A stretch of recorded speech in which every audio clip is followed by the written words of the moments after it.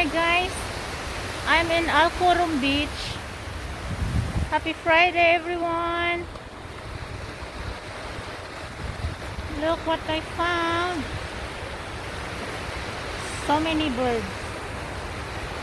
Guys, look at them. Oh.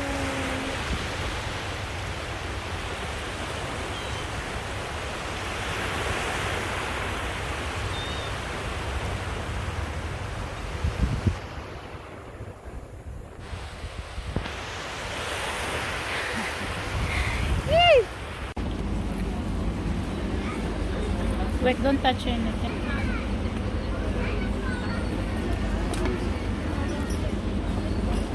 Our lunch for today, grilled fish with a hot pepper salad,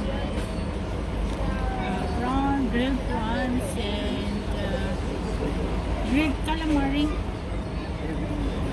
and some bread over there. Bon appetito!